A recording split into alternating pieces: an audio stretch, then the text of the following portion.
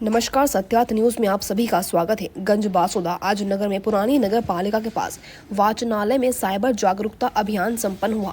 राज्य cyber police मुख्यालय भोपाल एवं पुलिस अधीक्षक महोदय श्रीमान दीपक कुमार शुक्ला के निर्देशन में एवं अतिरिक्त पुलिस अधीक्षक महोदय श्री डॉक्टर प्रशांत चौबे एवं अनुविभागीय अधिकारी महोदय श्रीमान मनोज मिश्रा अनुविभागीय अधिकारी पुलिस गंज बासोदा के मार्गदर्शन में थाना प्रभारी देहात बासोदा श्री हरिकिशन लोहिया के नेतृत्व में आज दिनांक 1 अक्टूबर अंतर्राष्ट्रीय बुद्ध जन दिवस के उपलक्ष्य में पीपल चौक बासोदा स्थित वाचनालय भवन में थाना स्टाफ सह उप निरीक्षक अजय रघुवंशी, आर सुरजीत जाट, आर प्रमेंद्र रामदेव द्वारा साइबर जागरूकता अभियान के तहत सेवानिवृत्त कर्मचारी अधिकारीगण एवं वृद्धजनों को समस्त प्रकार के साइबर क्राइम से जानकारी दी गई। साइबर जागरूकता अभियान के तहत क्या करें क्या ना करें संबंधी पैम्पलेट वितरण किए गए। उदाहरण के तौर पर जानकारी दी गई।